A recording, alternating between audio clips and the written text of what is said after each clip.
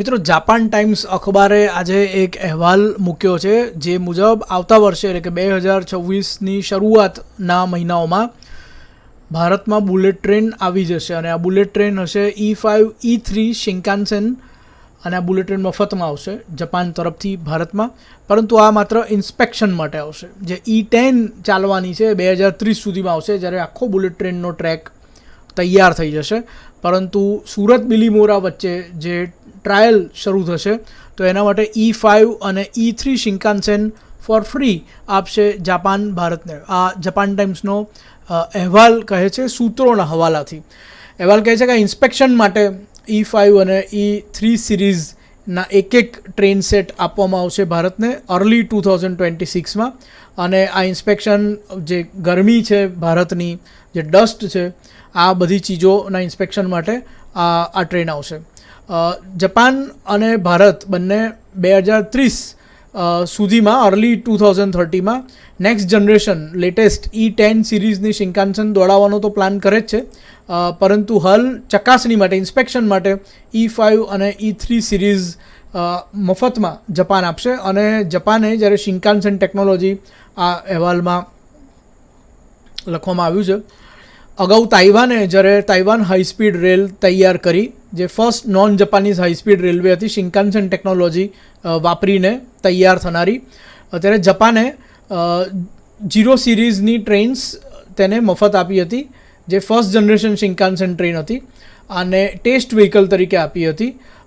તો એવી જ રીતે હવે ભારતને ટેસ્ટ વ્હીકલ તરીકે આ 2 ટ્રેનો જાપાન મફતમાં આપશે અને ડસ્ટ, ગરમી વગેરે ચીજોનું જે પરીક્ષણ છે એ આ જે ટ્રેન્સ આપવામાં આવશે તેનાથી થશે.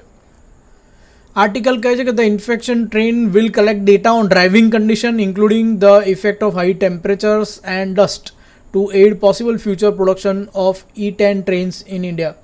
E10 ટ્રેન જે ભવિષ્યમાં 2030માં ઇન્ટ્રોડ્યુસ થશે એના પ્રોડક્શન માટે ભારતની કન્ડિશન્સ, ડસ્ટ, ગરમી વગેરે એ જોઈ અને જે કંઈ મોડિફિકેશન કરવાના છે, જે કંઈ એમાં ઓપ આપવાનો છે તે આપવામાં આવશે. આર્ટિકલમાં એ પણ કહેવામાં આવ્યું છે કે ભારતના વડાપ્રધાન નરેન્દ્ર મોદી અને જાપાનના વડાપ્રધાન વચ્ચે જે બાયલેટરલ સમિટ થશે તેમાં યેન લોન ફ્રેમવર્ક વિશે પણ ચર્ચા થશે E10 ટ્રેનના સંદર્ભમાં.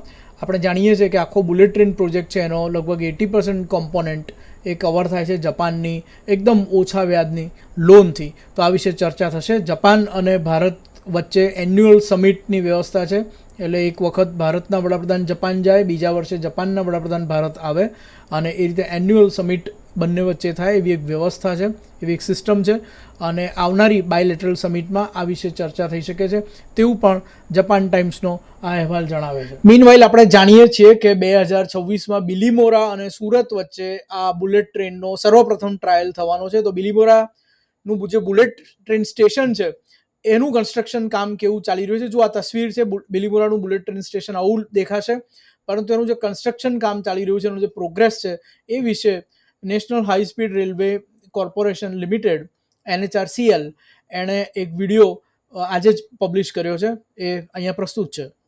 In the vibrant Gandevi Taluka, here the future of high-speed rail is steadily taking shape.